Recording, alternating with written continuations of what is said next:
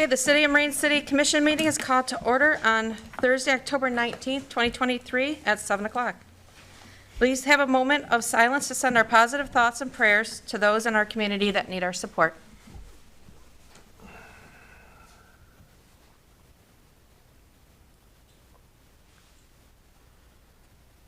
Now, please join me in the Pledge of Allegiance.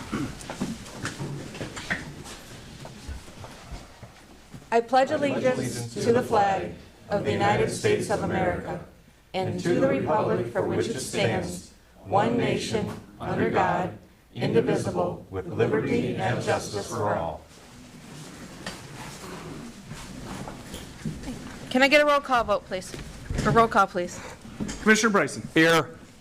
Commissioner Hendrick. Here. Commissioner Clausen. Here. Commissioner Rohrig. Here. Commissioner Ross. Here. Mayor Vandebosch. Here. City Manager Atkins. Here. Okay, on to item 4 for approval of the agenda. Can I get a motion to approve the agenda? I just have 2 amendments for that for consideration. One would be to add item 12D for the declaration of a vacant commission seat. And then also to table item 11A, the ordinance 23-005 for the adult use marijuana second reading and adoption. And should there be a motion and support under discussion, we'll go into a little bit of why we would be looking to table that at this time. I'll make a motion, we approve the agenda with the changes as presented. Support. Okay, so we have the motion and the support, and now the discussion. And would you like to go on? Yep. Mayor, in regards to the item 11A, the second reading adoption of the marijuana ordinance, I know that several commissioners had asked for clarification of the maps, the GIS maps. Those were requested a couple of weeks ago from County GIS, who prepared them for us. Unfortunately, the gentleman who does that work has been out on an extended medical, just returned back to the office this week and was not able to provide those maps. I believe it's very important that we have the accurate maps included for any questions, especially for the public, that delineates the area as identified within the text of the ordinance for the property boundaries. So I hope to have those very soon, but he did correspond with me that he just returned to the office after being hospitalized at the beginning of the week. So those are not yet available for us. Okay. Any other discussion? Okay. All in favor? Aye. Opposed? Carries. And now 5, presentations, proclamations, and recognitions. We have 5A, discussion of city investment strategy with John Hurt. Appreciate everyone having me here tonight. For those of you who don't know me, I'm John Fyrick. I'm a financial advisor with Raymond James. Oh, yeah. Oh, podium. I'm so sorry. I'm so sorry. I'm used to the healthcare and pension meetings. All right, so I'm a financial advisor with Raymond James. I manage the pension plan and the retiree health care account for city employees here. Something that I've been talking with the different treasurers about over the years has been trying to put some idle cash to work in short-term treasury bills, just earning some risk-free interest on it. And I appreciate Scott and Katie Posey being open to the suggestion. Really, we wanted to start off small, so I don't know exactly, how big of an opportunity this could eventually be for the city, but for the time being, my conversations with Scott and Katie, we were thinking $750,000 to start investing in short-term treasury bills. So this is the safest bonds you can own, issued by the full faith and credit of the United States government. And for those of you who have been paying attention the last couple of years, we've seen interest rates go parabolic, especially compared to where they were at just a couple of years ago during COVID. So for anyone with money invested in the stock market, this has obviously been a painful last couple of years, right? A lot of volatility, a lot of ups and downs. But for savers, the world is your oyster right now. So we can make easily over 5% a year risk-free in short-term treasury bills. The initial proposal that I handed out to the City Commission tonight would be putting $250,000 into a 3-month treasury bill. So we put the $250,000 in, we would be earning around 5.61%. That is an annualized number, just to be clear. That is not 5.61% over the 3-month time frame. The additional $250,000 would go into a 6-month treasury bill. We'd be earning around 5.58%. And then the last one, we thought we would lock it in for a little bit longer. So the longest treasury bills you can buy are 52 weeks. So we were thinking about putting one a year out. Those rates are actually slightly lower than what we'll be earning on the short term. But the reason that you're locking in that rate for longer is if the Federal Reserve decides that they have to lower interest rates between now and the next year, that would at least lock us in for the full year at right now, right around a 5.5% return. It's 5.47% as of today. So I'm happy to answer any questions that any of you might have, but in a nutshell, we're just looking to try to get some interest on some idle cash sitting in the bank right now. Right, City Manager? So for the commissioners and for the public, just so you're aware, this is money that is actually currently in our regular banking accounts. It's earning, in most cases, less than 1%. This is in line with our investment policy as recently amended and does conform to state statute PA 20 for investments. And again, I think it's a strategy that's very prudent for us to be able to utilize this money in a laddered approach, meaning we have safety, liquidity, and a great opportunity for earnings, again, conforming with the investment policy as passed by the commission. Yeah, just to Scott's point real quick, obviously when those treasury bills come due, so the first one that would be coming due is a 3-month bill, that would just go to cash. It's not going to be automatically re-enrolled in another treasury bill purchase. So something we might need to talk about when that money comes due. We'll have to take a look at what offerings are available. Do we want to keep it short term going forward, or do we want to try to lock in rates for a little bit longer? Predicting moves in interest rates is impossible. People get paid millions of dollars every year to do it, and most of the experts are wrong. Regardless, up or down, the beauty of the staggered approach with the bond ladder is that we'd be able to consistently lock in higher interest rates if inflation stays sticky and if interest rates were to continue to move higher. So. And then, Mayor, we do have a request under an action item later in the agenda for this consideration. Okay. Say that under 10B then for later. Okay, Thank you. All set? All right. thank you. Thank you, John. Thanks. Okay, and now on to item 5B. It's a proclamation for Rosalie Squires. I don't see her here tonight, but I'll go ahead and read that. And then we'll make sure that she gets it. The proclamation of appreciation for Rosalie Squires. Whereas Rosalie Squires has worked tirelessly to promote and improve the city of Marine City, and whereas her sense of community appreciation for our local natural surroundings and gracious giving of her time and efforts have improved the appearance of our city through the multiple planting of flowers and plants that are enjoyed by many, and whereas the commitment to provide continual upkeep and care of these flowers and plants have provided a sense of pride and enjoyment for those who have seen the fruits of her labor, and whereas Rosalie has given countless volunteer hours working to make Marine City a better place to live, work, and visit, and whereas the goods and services that she has provided in her work have come from her private funds without taxpayer expense, and therefore be it resolved that the city of Marine City truly appreciates the time, effort, dedication, and value of her efforts, and be it further resolved that the City of Marine City Commission urges the people of businesses of Marine City to also extend their gratitude to Rosalie for her grand spirit of volunteerism,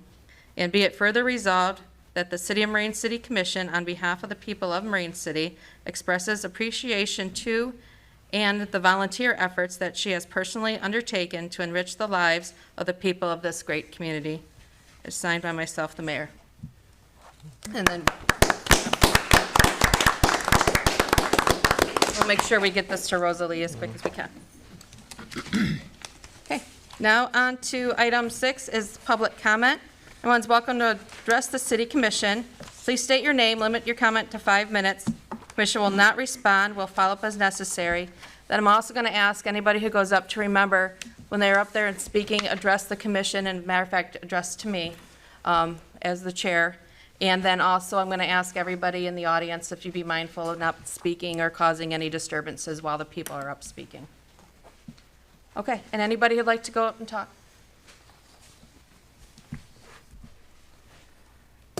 Anybody public comment?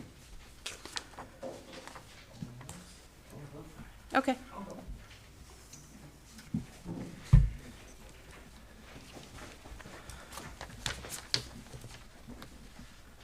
Okay, resident of Marine City. First, I just want to extend a thank you to Rosalie Squires for all her hard work for the city too. Everything looks really nice, and thank you, Rosalie. I'm here to talk about something, and it's only because it's an item 12C on the agenda, review of policies, procedures, and charter provisions discussions. And it has to deal with 5.4.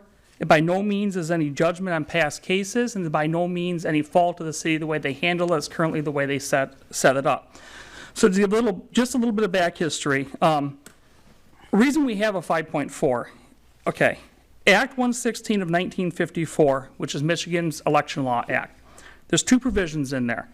168.327, which deals with, that's the part that deals with the governor actually removing someone from office. Then there's part 168.321, which relates to us. It deals with city charters. I'm going to read it just really quickly.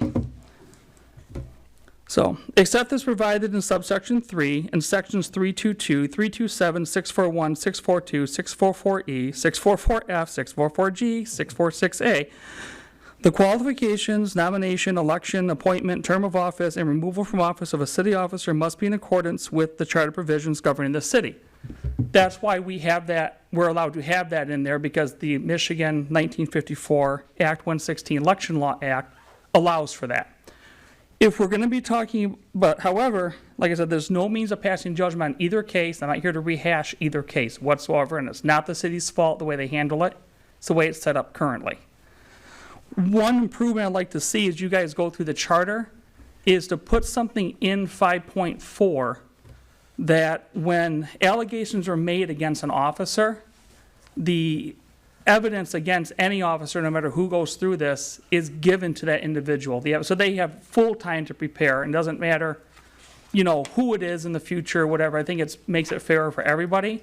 And then also during the hearing, the evidence be presented in full as well for the benefit of the public. I think the city could improve on that procedure a little bit just in that area. And like I said, I'll make it very clear, I'm here no means passing judgment on the city for any past cases. Nothing like that. It's currently the way it's set up. I just think we should maybe look at trying to improve that. And then that's everything I've got. Thank you. Thank you. Anybody else? Anyone? Mr. O'Brien?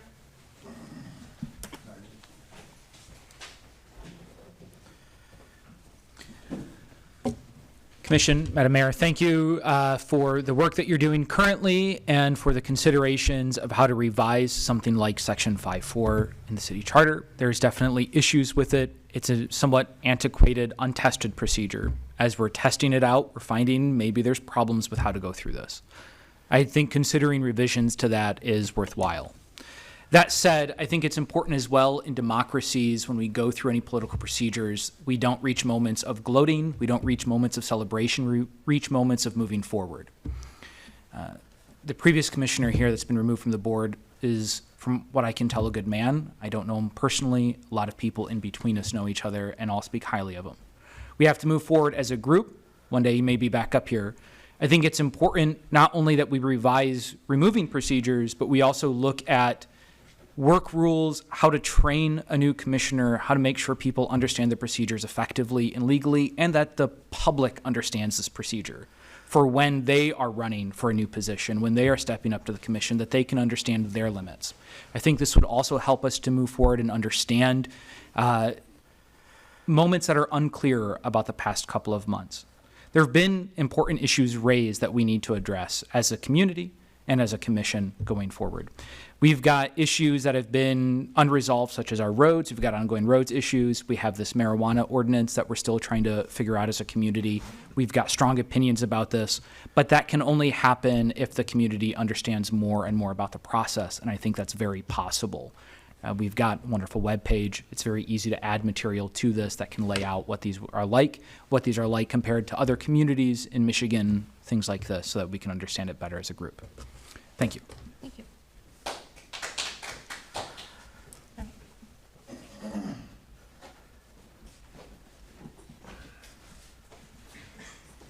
Mike Hillfrank.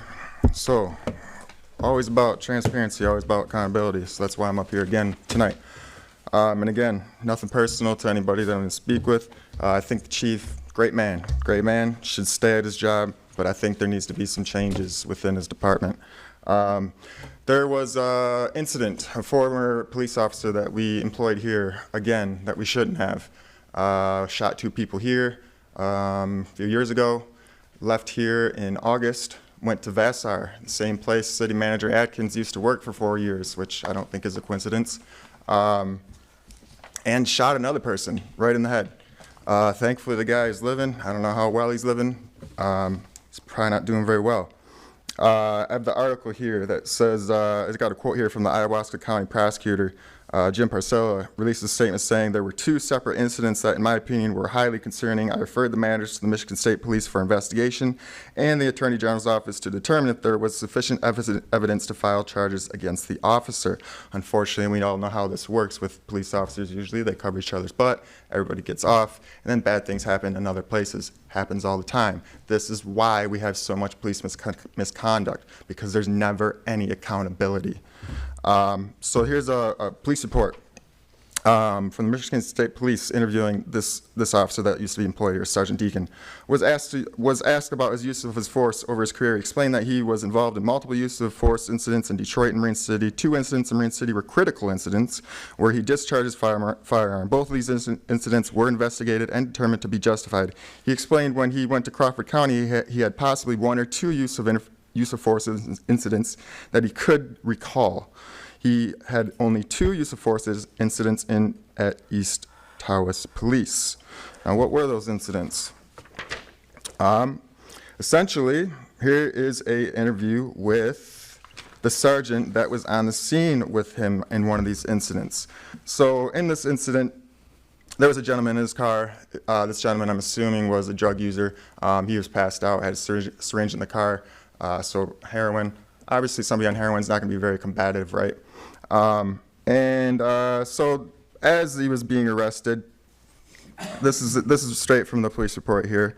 It says, at the time, Sergeant Danowski hears a scuffle, and the suspect says, "I'm not doing anything," is then pushed into Sergeant Danowski, and he stumbles. The suspect is then shoved into the vehicle by Sergeant Deacon, and Sergeant Danowski says, "Whoa!" Sergeant Danowski was unaware of what was being said at the time, but he then observed Sergeant Deacon giving forearm strikes to the suspect. Sergeant Danowski had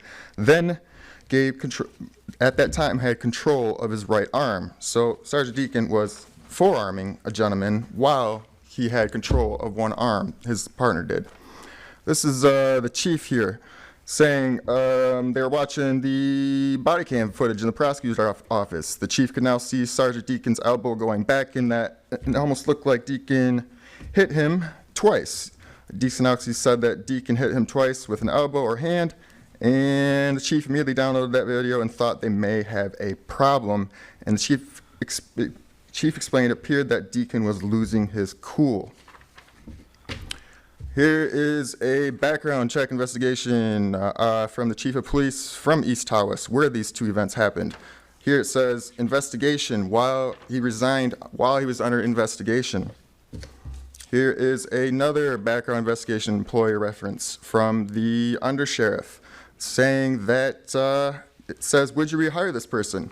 And there's a note by him saying, "Background check and then decide." So we had to see the background check first. Here we have, so this is the Michigan Commission on Law Enforcement Standards.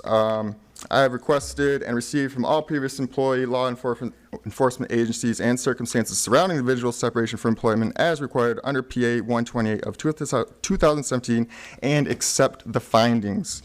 And the chief signed there. He accepted those findings. Also here is another thing from the commission. saying that he had to basically review these findings, right? The chief had reviewed these findings and again, initial that he was okay with those findings and hire him. But it was weird that he's required to do this before the hire, but the date on this says January 23rd, which I don't understand because his oath of office for being hired here was the 5th day of October. So I'm a little confused on that. And then we got Holly Tapman's signature on his pay rate here on 10/17. This guy couldn't get a job anywhere. He was a semi-truck driver before he got a job here. That's a problem. That's a problem. The hiring practices need to be reviewed. Mr. Hill-Frank. and People need to be held accountable. Mr. We Hill-Frank, your need 5 minutes to are make done. better decisions in the city. Thank you.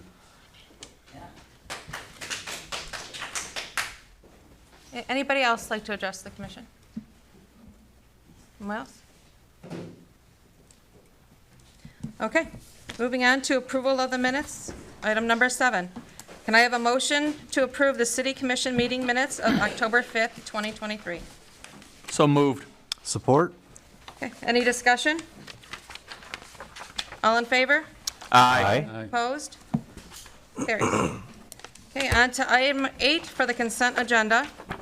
We have the Marine City Area Fire Authority Run Report, departmental monthly activity reports, Planning Commission meeting minutes of September 11th, 2023, Dangerous Building Board of Appeals meeting minutes of April 5th, 2023, special event permit of the Old Newsboys Marine City Holly Jolly Santa Parade, special event permit for the Marine City Old Newsboys Annual Paper Sale.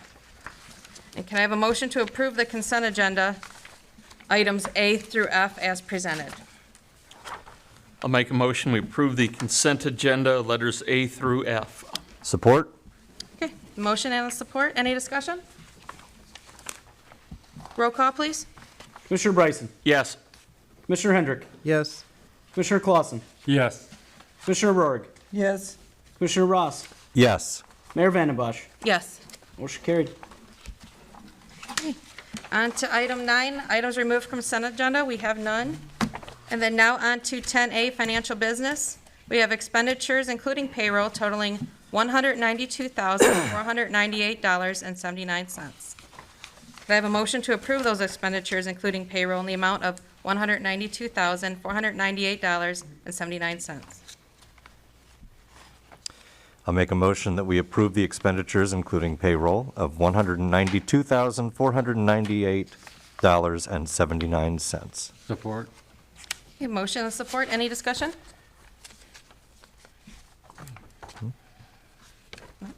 Okay, roll call vote, please. Commissioner Hendrick? Yes.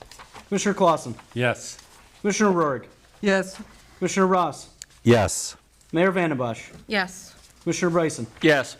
Motion carried. And now on to item 10B for the authorization of investments. Mayor, in accordance with the adopted investment policy for the city of Marine City, we request the commission's approval and authorization to invest a total of $750,000 in the following means: $250,000 in a 3-month Treasury bill investment, $250,000 in a 6-month Treasury bill investment, and $250,000 in a Treasury bill note investment, increments 3 months, 6 months, and 1 year as presented in the earlier presentation. Okay. Can we get a motion? I will make a motion that we proceed with the investment strategy of investing $250,000 in a Treasury bill for a 3-month maturity, $250,000 in a Treasury bill for a 6-month maturity, and a $250,000 in a Treasury bill and/or note for a 1-year maturity. Support. Okay, motion and the support. Any discussion? Okay, roll call vote, please. Commissioner Clausen? Yes. Commissioner Rourke? Yes. Commissioner Ross? Yes. Mayor Vandembosch? Yes. Commissioner Bryson? Yes. Commissioner Hendrick? Yes. Motion carried. Okay, and now we are down to 12 for new business. Under action items, we have first A, ordinance 23006, the rapid entry Knox box ordinance, first reading. Can I have a motion to approve the first reading of ordinance 2306, an ordinance of the City of Marine City, St. Clair County, Michigan, establish key lock boxes, Title 11, Chapter 120, entitled Key Lock Boxes? I'll make a motion, we approve ordinance number 23-006, rapid entry Knox box ordinance for first reading. Support. Okay, and now discussion. So just for the public's benefit, this is so that, the firefighters can get into a building that might be locked. There are some antiquated systems that had been used, and this is in order to update them to the latest systems that fire departments are familiar with, so. And this is currently just new construction? We're not going with- New commercial construction or significantly renovated or remodeled. Okay. And if I may also add, although it does not preclude any other business from coming in and speaking with the fire department and purchasing the Knox box device. Yeah, okay. And we do have the fire chief here, Chief Yes. Slankster. Would you like to provide any more information on this?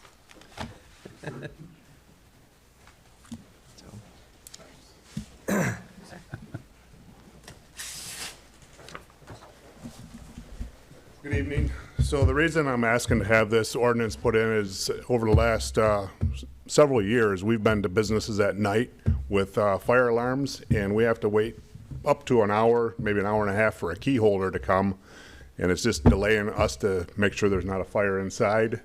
And it's a little bit cheaper than replacing a whole door. So if they can, if they do that for a new business, like I said, current businesses, we're not going to require it. I do offer it during our inspections, and quite a few of them to take me up on that offer. So I would like it like a mandatory thing for any new builds or refurbs. And then just for the public's knowledge, so it's essentially a little box that goes onto the wall of the building. Yep. And only the fire department would have the key to access that box, and then inside the box is the actual keys. And Yes. so- Yep. And they do sell residential ones. If we do have several in the community, if there's elderly that would like one, they can stop by the station also. They are quite a bit cheaper for residential, so, because they are attached to the building a little differently.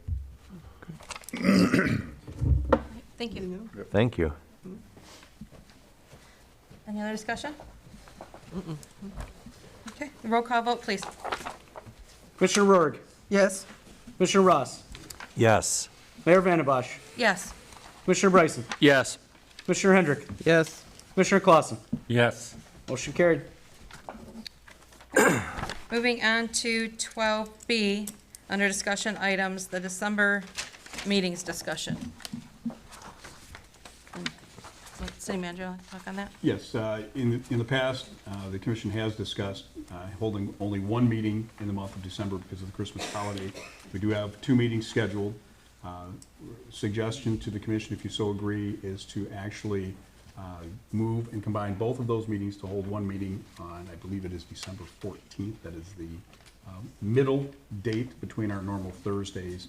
And it keeps us away from the holiday schedules, which I know is very difficult for folks to be able to attend, not just the commission, but the public also. It's just a suggestion. And that'll allow us to do any payments or, Correct, to be able to still continue the business and Business, okay. close out items that are required by the end of the calendar year also. okay. Okay. So we would need a motion to go ahead and change that, if that's what we decided. 14th, correct? 14th? Yes. I will confirm. What was the original date? Yes. It's good by me. Would be the- I'll make a motion that we replace both December meetings with a singular meeting held on December 14th, 2023. Support. Any other further discussion? Okay, roll call vote, please. Commissioner Ross. Yes. Mayor Vandembosch. Yes. Commissioner Bryson. Yes. Commissioner Hendrick. Yes. Commissioner Clausen. Yes. Commissioner Roerg. Yes. Motion carried. Okay, on to 12C for the review of policies, procedures, and charter provisions discussion. And then I believe this was Commissioner Bryson.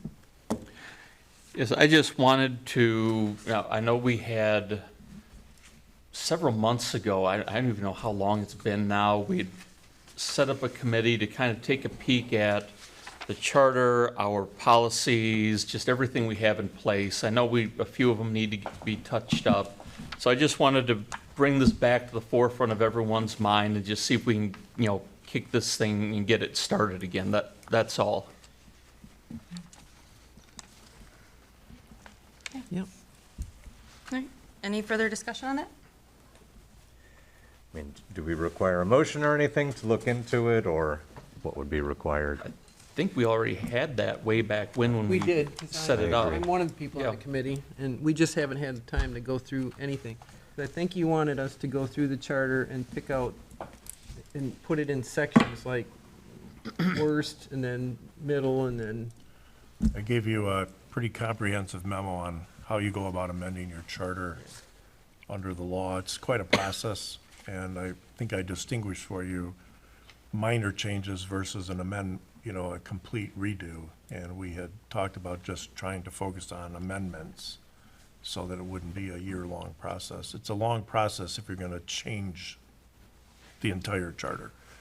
So review that memo. I forget who was on the group. I know it was me and myself, Lisa, and I don't remember who else. Brian, or Jacob. I think it was Brian, it wasn't me. Okay. Well, it's Brian now. Yes, so.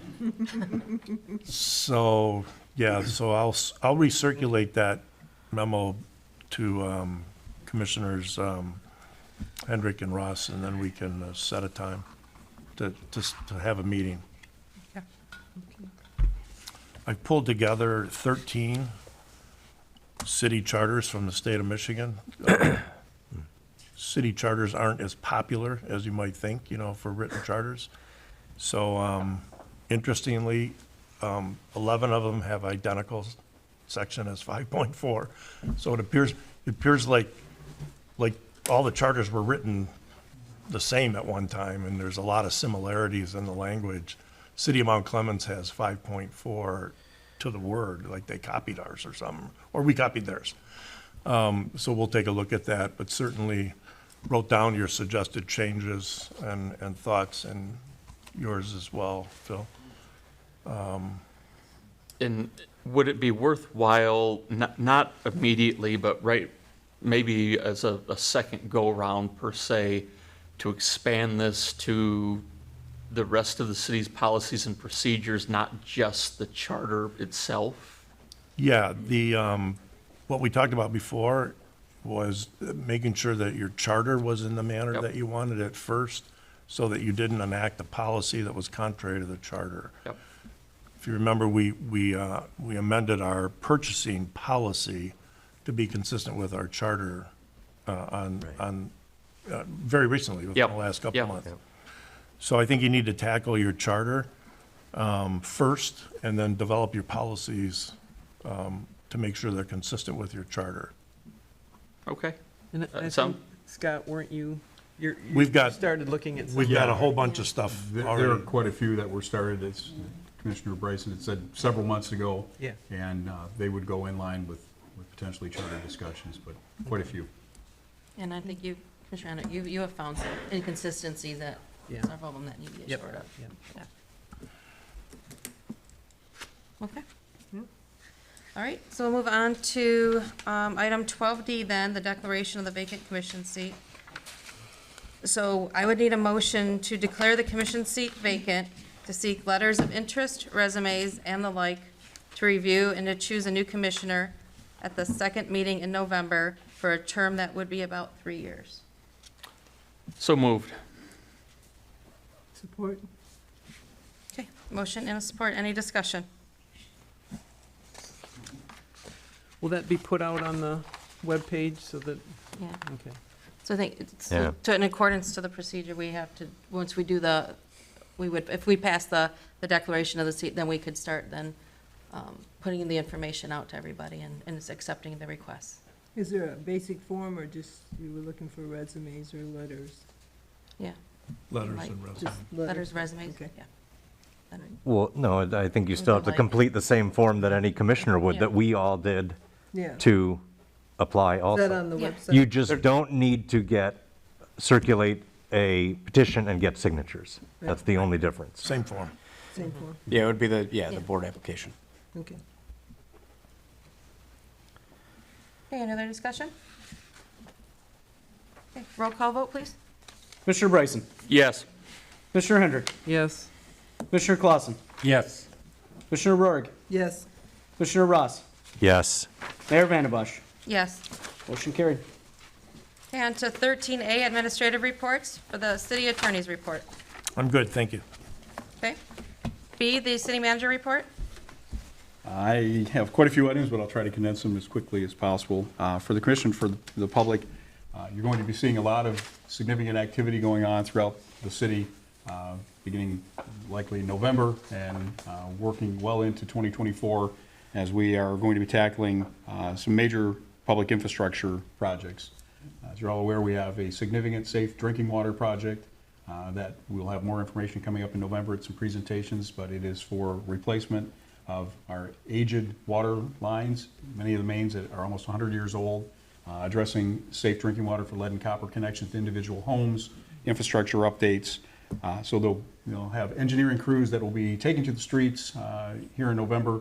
You'll start to see markings actually that may be taking place now that indicate the locations underground where infrastructure is located, water, sewer, gas lines, et cetera. And they will be in the right-of-ways and also in the roadways. So if there are any questions, please contact the office here or the Department of Public Works to verify what's taking place. We also are engaging into a study of our road conditions, and we'll be looking at engineering studies and conditions to tackle that infrastructure. So first and foremost, safe drinking water, also looking to address and identify sanitary and stormwater, infrastructure needs, street needs, and also public facilities. So this will be a very comprehensive project. There'll be a lot of activity and people moving around, and we'll try to keep as much information flowing as possible as to timeframes and locations as we get that in coordination with engineers. Also, encouraging the utilization of resources, as there's been discussion about looking at policies and procedures and charter, also utilizing organizations that we belong to, the Michigan Municipal League, SEMCOG, Michigan State University Extension, not only for training. One of the requirements of the Redevelopment Ready project and for certification for our community is creating a guidebook for commissioners, also board committee members that dictate policies, procedures, charter. They also will indicate significant state statutes, the Planning and Enabling Act, the Zoning Board. You can expect you'll probably see about a 3-inch thick binder coming in the future, but it's all good information. It's a great resource. Information can be updated, and there are training programs. Many of you may have participated in the Michigan Municipal League training programs for new and recently elected officials, also regular updates. Those are free to us as membership. SEMCOG is expanding that, and that information is available for the public as well. You can go to the websites for the Michigan Municipal League. You can go to the websites for SEMCOG. If you don't know what all those things mean, we'll be glad to help you out on that. Michigan State University Extension, a lot of great information for our residents to be able to understand how local government functions, statutory sections and references that are there as well. So we're going to be working very hard on putting that book and guideline together to go along with our policy and procedure discussions. I would like everyone to take note of marking your calendars for the fall and winter events. Of course, Halloween is just around the corner, and we want everyone to be cognizant of our trick-or-treaters that'll be out there. We're going to have a time change coming up pretty soon, so it's time to move those clocks back. And then we're stepping right into the Thanksgiving and Christmas season, of which we approved 2 great projects this evening for special event permits. Reminder, the Holly Jolly Santa Parade on 6 p.m. on November 21st. Is that? Okay, I want to make sure I have that right. And the Old Newsboys paper sale December 1st and 2nd. And very important to support those causes in our community. And I know, looking around the community right now, people are getting in this fall spirit now that the weather has changed. A lot of great decorations in the community for people who really have pride in their property. And it's not just the Halloween spirit right now, but we're going into that more fall spirit, and Christmas is around the corner. So get out, enjoy Marine City, enjoy what people are putting up and the time they're putting into decorating their homes and taking pride in the city. And then the last item I have is in the spirit of transparency that's been mentioned. You are all aware I worked for the city of Vassar 17 years ago, so I don't know who's left there, but for transparency, I was once there at one time. So be glad to answer any questions that commission members would have. Scott, the road study, is that going to give us is that the actual will that result in actually a formal PASER rating for the roads? Absolutely. That's our goal, and that specific item will come back to you for authorization on an engineering firm to do that. And for the public, PASER study is a rating study that rates the condition of the roads from the worst condition to the best condition and helps us be able to gauge a schedule for not only grant applications, but standard maintenance and improvements of reconstruction. In many cases, of looking at the roads recently, we know that we have several that are in terrible condition. We have some that are in marginal condition, and we want to be able to take care of those that are in the marginal to decent condition to make sure they're maintained and really focus on utilizing state and federal dollars as well as our pass-through, what's known as Act 51 dollars for road reconstruction. There also is going to be a significant part of the drinking water project that infrastructure is underground in the middle of the roads. When that infrastructure is going to be replaced, the road is going to be removed. That road will be replaced and rebuilt. So that's a benefit. We don't want to duplicate our efforts, and we certainly don't want to do improvements on roads and then come right back afterwards and tear them up for new infrastructure underneath. So they go hand in hand. But that PASER study will give us a good rating, and that's to be reviewed then every year to keep up on that. A road that is in a marginal condition of, let's say, a 5, middle of the range, if that road deteriorates, we have the ability every year in that review to move that up the ladder and move those roads around to be able to prioritize those that are in the most dire need of repair or reconstruction. And it ultimately ends up being a cost saving. If we can get a good road plan, a good capital plan, then this is our 5, 10, 15, 20 year and beyond plan as well. So looking forward to it. I've worked with it many times in every community I've been at, and I think you're all going to enjoy something that normally wouldn't be considered enjoyable. The residents will see a great result at the end of the day. So it's good. It's a good planning tool. Would adding any federal aid roads to our list be part of that too? Yes, it would be included. So generally, we're looking at our local streets, but we will have discussion about the federal aid roads and Right. make our request, and working concurrently with the county that does certain maintenance programs, tying in those pieces together, and the state, MDOT, of which we know that tentatively, Department of Transportation is looking at some M29 work in 2024 and 25. So we want to also be able to coordinate, unlike, as we know sometimes now, not just in the county, but around the state, you just can't get there from here. And we want to be able to have those projects coordinating so that Right. they're not all occurring at the same time, so people are in gridlock, and we're not, again, duplicating efforts or causing confusion. So we will address state, county, and other roads, even looking at what our neighbors are doing to be able to coordinate on activities. And in cases where we can do, bidding that will assist us in the financial part, we'd like to be able to do that. If there's a road project that's happening that the county's doing, and we're able to, look Right. at some repairs Tack that we on. need to make, Right. we're responsible for, we may be able to tag along in some of those, depending on the types of funding and requirements or restrictions. So it's a big process, but well worth undertaking. And then last question, sorry, for, you mentioned 2024 for MDOT improvements on M29. Did they give any indication of when they wanted to see us for those potential? Yes, I Improvement. can expect a visit from an MDOT representative near us, likely in November and December. Okay. From our conversations. So it could And be that on one of the also next several meetings. Also involved discussion again about bridge to bay connections, all of those things that were on the table previously, not just the hard surface road projects. Sure. But those connection projects as well. All right, thank you. You're welcome. Yeah. In the drinking water project, are we gonna look at the dead-end lines we have? Yes, that is part of looking at those lines and looping as many of those lines together as possible for increase of flow, water quality, and fire protection. Got you covered there, Chief.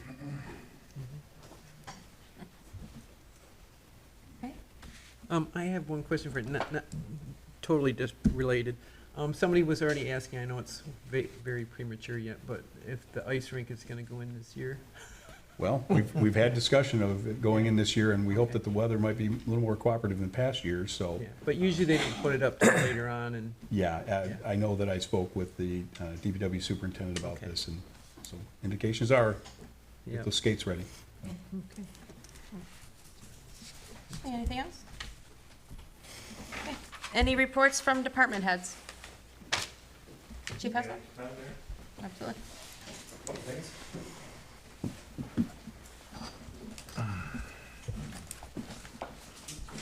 June of 2022, we went down the path of Project with the Flock safety camera system. I went before the commission at that time, asked for approval to purchase the cameras, had generous donation from Commissioner Van den Bosch from the county. Ultimately, from that time till now, I still have not paid a bill. That project is paused. Our cameras are completely not installed. They're very, very difficult to work with. So I spoke with Commissioner Van den Bosch on this. I'm actually pulling the plug. I've conversations with Flock. They're actually going to come and take out all the cameras in the city out. We're finding we are getting a lot of false hits on the cameras where it would show a license plate on our system, and it wasn't even the right plate that was even marked as a stolen auto. We were getting more bad hits than we were good hits. So I want to utilize that money into a different project. And the project that I'm looking to do, that I'll present to you the first meeting in November, is upgrading our body cameras. We've had those for about 4 years. I'm finding now, talking to the guys, that the cameras are dying about 3/4 of the way through their shift, and they're going to be needing an upgrade within a year anyway. So figure this is a good time to upgrade. And the project that I want to do is bring in Axon. It's going to be a little bit more costly. I'm currently demoing an Axon body camera side-by-side comparison, which I hope I'm tech savvy enough to be able to show you that on the TV. But so far, what I've captured is it's better quality, it's a wider field of view, and it takes away any of the wind noise. I think it's a better system, it's a better camera overall, and I'm excited actually to present this to you November 2nd. So look forward to that one. The last thing I have, actually one more thing after that. There was a citizen that was brought to your attention, a possible speeding problem on South Main Street. The morning thereafter, we set up the radar signs that we had. We left them in ghost mode for 13 days. We captured the data first thing this morning. Both northbound and southbound, I guess we can do this one at a time. Northbound Main Street, I believe that one was set right in the 500 block of South Main, capturing vehicles going northbound. We talked about the 85th percentile of speed when we determine how we set speed limits, etc. The 85th percentile from October 6th through October 19th was about 29 miles an hour, which indicates to me that there is not a speeding problem there. There are some speeders that go through there. I will not deny that, but it's not a speeding problem pursuant to the data that I have. Are there people that speed through there? Yeah, there are some numbers through there. And it's the same numbers pretty much for southbound. For instance, northbound Main Street, total number of cars that go through there is 15,449. So it's really kind of eye-opening to see that many cars that actually traverse that road. And then when you're going southbound, the total number of cars is 11,984. So these charts are available. I have them in my office. If you would like a copy of them or want me to email them to you, I will present them to you. And if you look at them, I mean, they're greater depth than what I'm just speaking about tonight. But I just wanted to make sure that, just to let you know that I don't believe there's a speeding problem. There are speeders, just like there is on King Road, Ward Street, Chartier. That's why we moved the cameras all around. So we captured them, the numbers. I have the data here. If anybody's interested, let me know.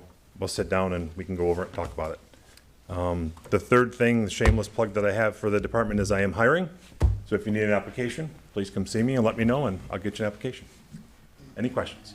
Yeah, ghost mode, just for our edification, is it doesn't display a number, but it records the data. It records the data. You will not see. So normally in the past, how we do it, we try to rotate them every 2 weeks. That's how long the batteries last. Okay. So the first week, we leave them in ghost mode. We capture data. The second week, we flip them on so you can see your own speed. So we can actually say that the signs are working, that they are slowing people down. Ah, okay. And every single time we've done that, it's proved that Yeah, it when slows them somebody down. sees their speed, they do slow down. Yeah. So, and then we shut them off when they get to a certain speed, because talking to a high school kid a couple years ago, he's like, well, let's see how fast we can get it. Yeah. Yeah, it's genius move on that one, so. High school. Yeah. So yes, 4.0 ghost mode is it captures the data, but you will not see your speed. Right. Yeah. Thank you. Any other questions? Is that kid in college now? And it was not my kid. Thank Better you. not have been mine. Thank you, Chief. Any other department heads? All right, so we'll move on to 14, Commissioner Privilege and Liaison Reports. And we'll start with Commissioner Clausen. I'm just happy that our commission is getting straightened out and that we're moving forward. Thank you. Okay, Commissioner Bryson. So I am ecstatic again with this, all the movement we have on infrastructure. That's really what brought me here in the first place. It's, forgive me for being a little nerdy, it's my inner engineer that likes to come out and peep out whenever you say that, but it's the effect that roads, and especially the stuff you don't see, the stuff underground, that has on citizens can't be underestimated or understated. So the fact that we have this huge amount of funds that we received from the state is just amazing with the good that this is going to allow us to do for our community. And again, with the road study with this Payzer rate, I don't know if anyone's ever really seen this. Actually take a vehicle and it has a bunch of cameras on the bumper and it shoots down and it records the road, records every crack and every pothole in the road.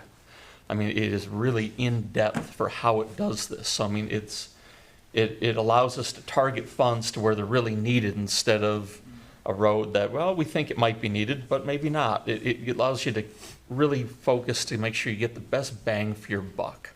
So again, I'm just super thrilled that we're moving forward on all the road and infrastructure projects we have going on. So that's it. Okay, thank you. Commissioner Ross. All right. First, Historical Commission met last week, or earlier this week. And, well, number one, COVID's on the rise, so be careful.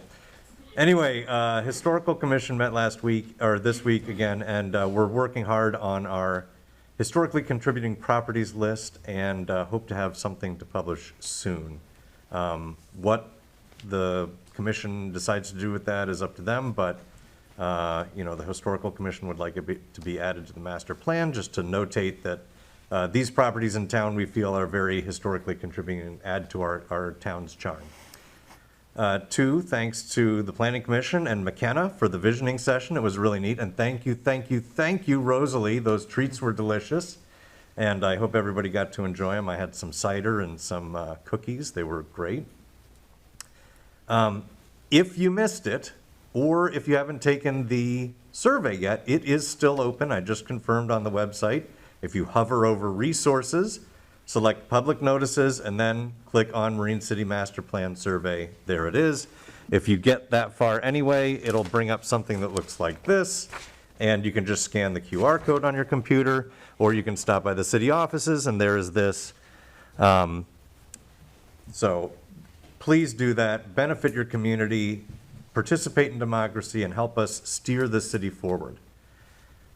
Congrats to Tammy Graber for being selected as Marine City Chamber of Commerce Volunteer of the Year. I was blessed with being able to go to that event, and she's the one who organized the Maritime Days. It was a great event. She really stepped up when the city needed her and did just a great job. Just FYI, anybody who has a student in Marine City or anybody who likes cheesecake, the Marine City bands are selling cheesecakes if you're interested. Marine City High School football, last game of the regular season is tomorrow night, so come out and support your team. It's versus Durand. And as always, be safe and call on any of us if there's anything you need, anything you want to discuss or talk about, questions you may have, etc. We're here to serve you. Thanks. Thank you. All right, Commissioner Rourke. I don't have anything this evening, thanks. All right, Commissioner Hendrick. I just want to wish everybody a safe Halloween, and I'm looking forward to see what you're going to be this year, too. So, hope you have a good surprise for us all. That's it. right, I just have a couple of things. Actually, I was going to say a lot of what's already been said, so just say that I'm looking forward to all these great projects we have coming up as well. And again, congratulations to Tammy Graber, who, as Brian had said, Commissioner Ross had said, won the Volunteer of the Year Award last night from the Chamber for the work she did with the Marine City Maritime Days as the festival president. And then I would like to wish everybody a happy and safe Halloween. Thank you. All right, and with that, can I have a motion to adjourn? I'll make the motion to adjourn. Support? Okay, all in favor? Aye. We are adjourned.